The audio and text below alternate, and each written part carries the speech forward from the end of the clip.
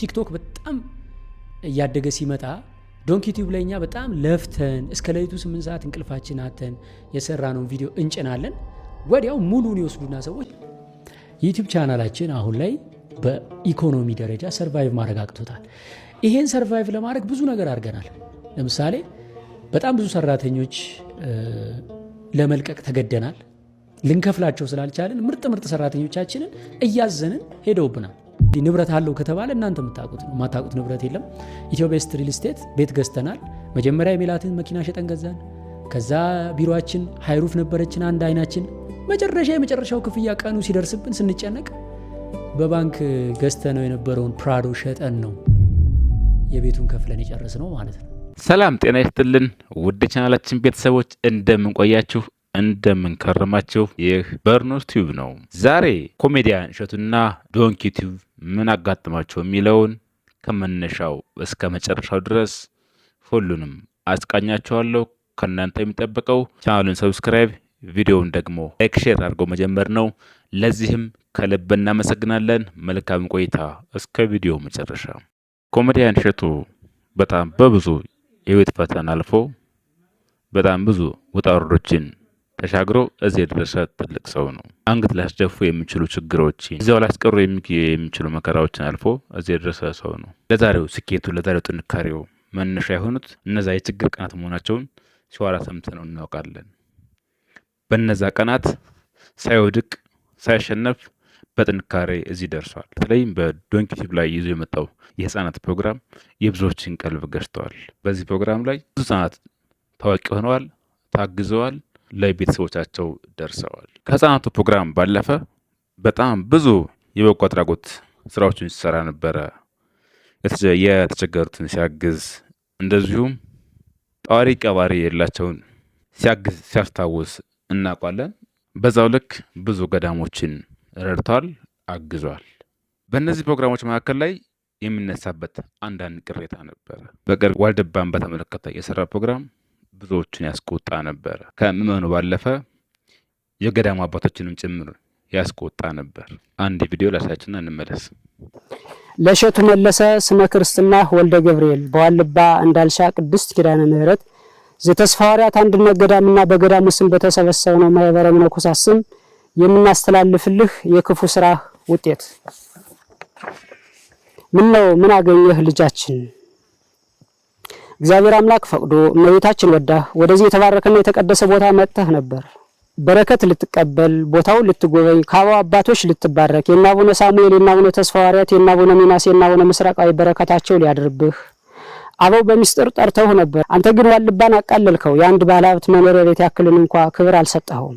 ከጽሞናው ቦታ ከስውራኑ ቀይ ከውግዘቱ ስፍራ ካልተፈቀደው ቤተ መቅደስ ሴት አሯሯጥክበት። አበው አባቶችን አሳዘንካቸው። መናንያን አርድእቶችን አሸማቀከን። የተስፋዋን ምድር ገዳማዊ ቅድስትን የመናፍቃን መሳለቂያ አደረካት። አስቀምጠን ቁጭ አድርገን ፊት ለፊት እየተያየን ስለ ቦታው ታላቅነትና ክብር እንዳልነገርን ሁሉ አንተ ግን እንደምንም ሳትቆጥረን ታሪካችንን ከቆሻሻ ውስጥ ቀበርከው። ይህች 12 ዓመት ሴት መነኩሴ እያልክ ያልመነኮሰችውን ገና ባመክሮ ያለች ለዛውም የአበው አባቶችን ውግዘት ጥሳ ዋልድባን ያክል ትልቅ የቅድስና ቦታ በድፍረት ኃጢአት የኔ ነው የምትል ሴት ያሯሯጥክበት የቅድስና ቦታ ተራ የድራማ መስሪያ ሜዳ አልነበረም። የተባረከው የቅድስና ቦታ ዋልድባ ነው እንጂ። ስለ ዋልድባ ታሪክ ስንነግርህ፣ ስለ ቃል ኪዳኑ ስፍራ ስናብራራለህ፣ ስለ እውነታው ስናወራህ አንገትህን ስትነቀንቅ የነበረው ለካ ከአንገት በላይ እንዲሉ ከአንገት በላይ ነበር። በዓለም ላይ ያለውን ስርዓት ይዘህ መጥተህ ሴቶች ከወንዶች በምን ያንሳሉ እኩል ናቸው የሚለውን ዓለማዊ አጀንዳ ቀርጸህ አምጥተህ አበው ካልፈቀዱት ቦታ ከተቀደሰው ክልል ሴቶችን አሻግረን እነርሱንም አስወግዛ ወደ ቤትህ ተመለስክ። አፈር መስለን አፈር ግጠን መሬት ነክተን ዕለተ ሞታችን ከምንጠባበቅበት የአባቶቻችን አጽም ከምንጠብቅበት እግዚአብሔር አምላክ ካለም ሰውሮ ያስቀመጠውን ቦታ ሳንጠራህ ሳንጽፍልህ አንዲት ለዋልድባ ጥፋት ዲያብሎስ ያዘጋጃት ሴት ጎትታ አምጥታህ ይሄው የቅዱስ ቦታ ታሪክ ጥቁር ጥላሸት ቀባኸው። ዋልድባ የሴቶች ገዳም ብለህ በምስኪን ኦርቶዶክሳውያን አእምሮ ውስጥ ቀረጽከው። ዋልድባን ነገስታት አልደፈሩትም ነበር፣ ጳጳሳት አልተቃወሙትም ነበር። ሁሉም የሚያውቀው ዋልድባ የራሱ ዳር ደንበር እንዳለው የራሱ የመተዳደሪያ ስርዓት አበው ህግ አበው እንዳለው ማንም ዘሎ ዘው ብሎ የማይገባበት የተከበረ ቦታ መሆኑን ነበር። አንተ ግን በዋልባ ስርዓት ፍጹም ነውር የሆነውን ስርዓት የከለከለውን ሴቶችን አጠራቅመህ ዋልባ የሴቶች አንድነት ገዳም የሚል አዲስ ነገር ለዓለም አስተዋወቅ። ህዝበ ኦርቶዶክሳውያንንም አደናገርክ። ለገንዘብ ስትል ይህን ክፉ የታሪክ ጠባሳ የታሪክ ብልሽት ጥለህ አለፍክ። አንከስህ፣ አንደበት የለን፣ በየትና ወዴት አድርገን። ካሁን በፊት ሲፈርድ የነበረው ዛሬም እየፈረደ ያለው ነገም የሚፈርደው የዋልባ አምላክ በዚህ በተሰበሰብነው ማህበረ መነኮሳትና ባንተ መካከል በእውነት ይፍረድ። አሜን።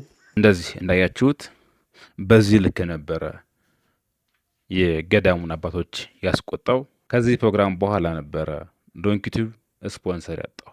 እሸቱ በብዙ ኢንተርቪዎች ላይ እንደሚናገረው በጣም ስኬታማ እንደሆነ በስሩ ከ70 በላይ ሰራተኞች እንዳሉትና ዶንኪ ቲዩብ ከ10 ሚሊዮን ሰብስክራይበር የመግባት ህልም እንዳለው ሲናገር ነበር። ነገር ግን ስፖንሰሮች ጥለውት ሄዱ። ሰብስክራይበር ካሰበው በላይ ይቀንስበታል። ይህን ተከትሎ ዶንኪ ቲዩብ እዚህ የደረሰው በእናንተ ነው፣ እባካችሁ ታደጉልኝ የሚል ጥሪ አቀረበ። ዳሻቸው አንዴ ዩቲዩብ ቻናላችን አሁን ላይ በኢኮኖሚ ደረጃ ሰርቫይቭ ማድረግ አቅቶታል። ይሄን ሰርቫይቭ ለማድረግ ብዙ ነገር አድርገናል። ለምሳሌ በጣም ብዙ ሰራተኞች ለመልቀቅ ተገደናል። ልንከፍላቸው ስላልቻለን ምርጥ ሰራተኞቻችንን እያዘንን ሄደውብናል። ከ60 ከ70 በላይ ሰራተኛ ደርሰን የነበርን ሰዎች አሁን ቤት ውስጥ ያሉን 46 ሰራተኞች ብቻ ናቸው። እነዚህም 46 ሰራተኞች የቆዩልን በመነጋገር ችግሩን በማየት በውይይት ደሞዛቸውን ቀንሰው ነው። በግማሽ ቀንሰው 25% ቀንሰው ግማሾቹን ወደ ኤፒሶድ ተከፋይ እያደረግን በቃ እንዲህ እያልን ልጆቻችንን ይዘን እስካሁን እየታገልን ቆይተናል። ሌላው ትልልቅ ህንፃዎች ነበሩ የተከራየናቸው፣ ለቀናል።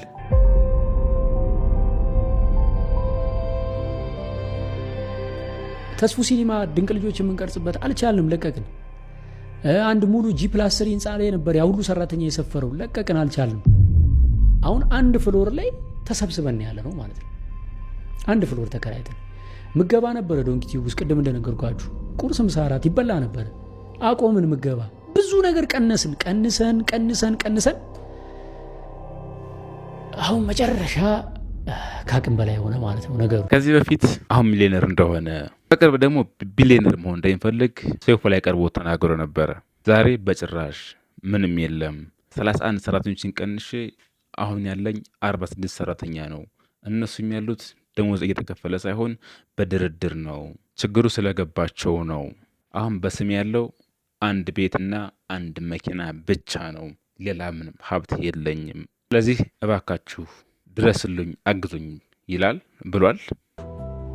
ሰዎች እሸቱ በጣም ሚሊዮነር ነው፣ ብዙ ብር አለው፣ ንብረት አለው ብለው እርግጠኛ ሆነው ያወራሉ። ኦፍኮርስ እኔም ሲያቀብጠኝ ሲሉ ሰምታ ዶሮ ሞተች ቀጢስ ገብታ ይባል። አንድ ቀን ሰይፉ ላይ ቢሊዮነር ሳልሆን አልሞትም ብዬ ቀላል መስሎኛ። ያው ቢሊዮነር ሞቲቬሽን እኮ ነው። ሞቲቬሽን ሰምቼ ተወስውሼ እንደዛ ብዬ ነበረና ሪያሊቲው ግን ኢትዮጵያ ውስጥ አሁን ላይ ቢዝነስ የምትሰሩ ሰዎች ታውቁታላችሁ ምን ያክል ከነዳጅ አቅም ስንት ብር ነው አሁን መንቀሳቀስ ጤፍ ስንት ብር ነው? እያንዳንዷ እንቅስቃሴያችን በገንዘብ ነች አይደለ? የሚመጣው ገንዘብ ምናልባትም እንደው ዩቲዩብ ዶላር ስለሆነ ነው እስካሁንም ሰርቫይቭ ያደረግ ነው እንጂ እንዴት ሆኖ ማለት እኔ እንግዲህ ንብረት አለው ከተባለ እናንተ የምታውቁት ነው። የማታውቁት ንብረት የለም። ኢትዮ ቤስት ሪል ስቴት ቤት ገዝተናል። መጀመሪያ የሜላትን መኪና ሸጠን ገዛን። ከዛ ቢሮአችን ሃይሩፍ ነበረችን አንድ አይናችን። የመጨረሻው ክፍያ ቀኑ ሲደርስብን ስንጨነቅ በባንክ ገዝተነው የነበረውን ፕራዶ ሸጠን ነው የቤቱን ከፍለን የጨርስ ነው ማለት ነው። ሶ ንብረት ከተባለ እንግዲህ መቼ ሰው ወይ በራሱ ወይ በሚስቱ በልጆቹ በቤተሰቡ ነው አይደል የሚገዛው። ቼክ ማድረግ ነው። አንድ ቤትና አንድ የቤት መኪና አለን። ይሄም ለኔ ትልቅ ስኬት ነው። በ7 ዓመት እንደ አንድ ወጣት ይደንቀኛል ለራሴ እንዲህ ቤት አንድ አፓርታማ ኦን ማድረግ እየገረመኝ ነው። በቃ በጣም እየደነቀኝ ማለት ነው። ትልቅ ስኬት ነው። ለምን በርደኑን እዚህ ጋር ያለውን ስለማቀው ማለት ነው። ገንዘብ አያያዝ ስለማታቅ ነው የሚለኝም ካለ ይሁን እንግዲህ አላቅበት ይሆናል። ግን ሪያሊቲው አሁን ለምትወዱኝ ለምታከብሩኝ ኢትዮጵያውያን እኔ ከስርም ስመጣ እየነገርኳችሁ ነው የመጣሁት። የምዋሸው የምደብቀው ነገር አልነበረኝም። እንዴት ከችስትነት ተነስቼ ከጓደኞቼ ጋር አንድ ፍራሽ ላይ የተኛው እንዴት አድርጌ እዚህ እንደደረስኩኝ ነግሬያችኋለሁ። እውነታውን ታውቃላችሁ። ዶንኪ ቲዩብን ያሳደጋችሁት እናንተ ናችሁ። እዚህ ያደረሳችሁት እናንተ ናችሁ።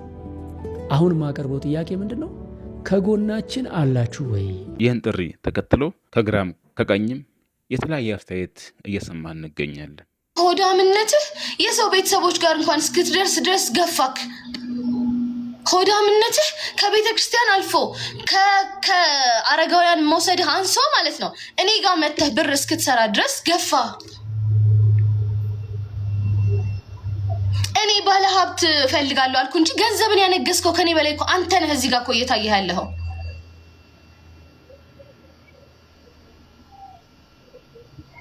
ኦፍ ኮርስ እኔ ባለ ሀብት ፈልጋለሁ ማለት ለምን እንደሚያስ እንዴ ወንዶቻችን እኮ ጨዋ ቤት ያሳደጋት ማንንም ያልነካት እንፈልጋለን ሲሉ ማንንም አይናገራቸውም። እኔ ደግሞ እግዚአብሔር ይመስገን ብዙ በዚህ ሰዓት እግዚአብሔር ብዙ ነገር አድርጎልኝ ጥሩ ደረጃ ላይ ያለው ልጅ ስለሆንኩኝ ኦብቪየስሊ ከኔ የተሻለ ሰው ነው የምፈልገው። ምንድነው እሱ ችግሩ? እንደዚህ ያናደደክ?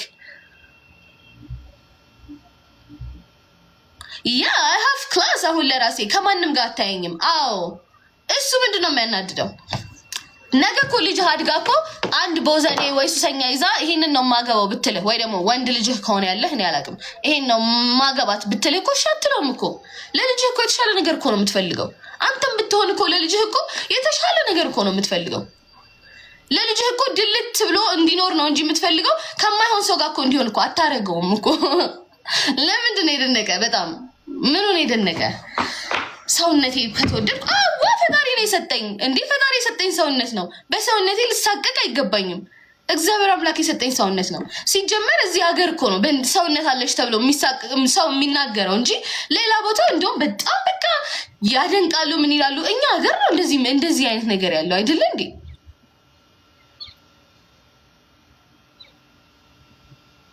አንተ እኮ የምታመልከው ጌታ እኮ የሰጠኝ ሰውነት እኮ ነው። እኔ ፍቅር እሱ የሰጠኝ ሰውነት ነው። እሺ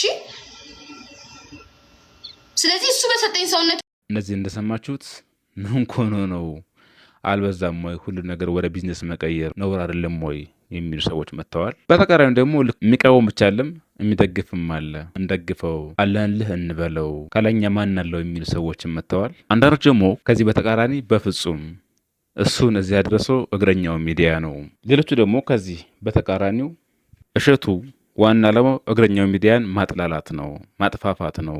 እሱ አሁን እንደዚህ የሚለው ድረሱልኝ የሚለው ቸግሮት ሳይሆን በተለይም ከዋልድባ አባቶች የመጣበትን ቁጣ ተከትሎ ከህዝቡ የመጣው ምላሽ አቅጣጫ ለመቀየር ነው። ስለዚህ እሱ ቸግሮት አጥቶ ሳይሆን የህዝቡን አንጀት ለመብላት ነው የሚሉ ሰዎችም አሉ። የማናገር ጠፍቶ የማናገር ልበጅ የሁለታችንም የወሬ መፈንጫ ይሆናል እንጂ የሚል ቅኔ ሲናገር ነበረ። ይሄ ደግሞ በቀጥታ የሚመለከተው እግረኛው ሚዲያን ነው። ምክንያቱም እሱን እዚህ ያደረሰው የግና አባቶችን ኢንተርቪው ማድረግ እሱ ስለሆነ ዋነኛ ዓላማው እግረኛው ሚዲያን ማስጠቆር ነው የሚሉ ሀሳቦችም እየተነገሩ ይገኛሉ። እንግዲህ በዛም ተባለ በዚህ ህዝቡ ሁሉም የራሱን አስተያየት እየሰጠ ይገኛል። እንደግፈው አንደግፈው የሚል ሁለት ጎራ ይዘው ብዙዎች እየተከራከሩ ይገኛሉ። እስኪ የእናንተ ሀሳብ ምንድን ነው? እውነት እሸቱ እንደዚህ ያለው ቸግሮት ነው? ካልቸገረውስ ምን አስቦ ነው? እውነት አሁን ላይ 70 ምናምን ሰራተኛ 31ን ቀንሶ አሁን የቀረው 46 ሰራተኛ ብቻ ነው? የእውነታ የብዙዎች ጥያቄ ነው። የእናንተን ሀሳብ አስተያየት ኮሜንት ላይ ጻፉልን። በቀጣይ በሌላ ቪዲዮ እስከምንገናኝ ቸር እንሰንብት እያልን የዛሬውን በዚያ በቃን። መልካም ቆይታ፣ ቸር ያገናኘን።